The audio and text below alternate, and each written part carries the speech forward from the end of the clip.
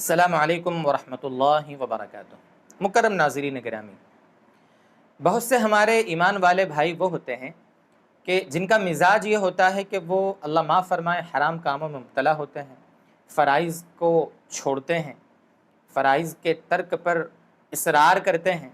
اور اس کے ساتھ ساتھ ان کا مزاج یہ ہوتا ہے کہ وہ مکروہ اور مستحب چیزوں کے بارے میں بڑا اہتمام کرتے ہیں۔ ایک طرف تو فرائض کو چھوڑ رہے ہیں، حرام کام کا ارتکاب کر رہے ہیں، اور مکروہ چیز کے بارے میں اتنی شدت کے ساتھ منع کرتے ہیں کہ گویا وہ حرام ہو، یا کسی مستحب پر اتنی شدت سے عمل کرتے ہیں کہ ایسا لگتا ہے جیسے فرض ہو۔ شریعت کا مزاج اور شریعت کی روح یہ ہے کہ انسان شریعت میں جو چیز جیسے ثابت ہو اس کو اتنے اہتمام سے ویسے اس کو سمجھے، اس کا ویسا عقیدہ رکھے اور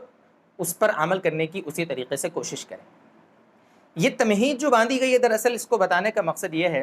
کہ جیسے مان لو ہم جانور کو ذبح کرتے ہیں، جو حلال جانور ہیں جو اللہ نے ہمارے لیے پیدا فرمائے ہیں، ان کو جب ذبح کرتے ہیں تو اس میں ایک چیز یہ لوگوں کی سوچ میں آئی ہے کہ جو چھری ہوتی ہے جانور کو حلال کرنے والی، ذبح کرنے والی، اس کے بارے میں یہ پرمپرا چلی آ رہی ہے سماجی، مسلم سماج کی، کہ اس چھری میں 3 سوراخ ہونا چاہیے، یا ایک بڑے میاں بتا رہے تھے کہ یا تو 3 سوراخ ہو، یا اگر سوراخ نہیں ہے تو اس کا دستہ لکڑی کا ہو تو ہی جانور حلال ہوگا، ورنہ اس جانور کو یعنی حلال قرار نہیں دیا جائے گا۔ یہ ایک چلی آ رہی بات۔ اب دیکھو دوستو بزرگو، ابھی تو میں نے آپ کو مستحب کے بارے میں اور مکروہ کے بارے میں کہا، حالانکہ یہ دستہ لکڑی کا ہو یا چھری میں سوراخ یا چھید ہو، اس کا ہونا مستحب بھی نہیں ہے۔ کہاں حرام اور حلال کی بات ہم کریں، مستحب بھی نہیں ہے۔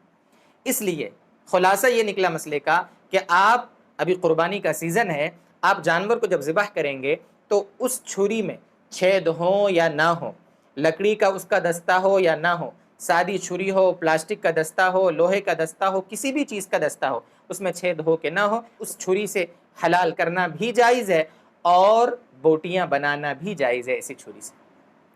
اللہ تعالی ہمیں سمجھائے، اللہ تعالیٰ شریعت کی روح کو اور شریعت کے مزاج کو سمجھ کر اللہ تعالیٰ ہمیں عمل کرنے والا بنائے۔ وآخر دعوانا ان الحمد للہ رب العالمین۔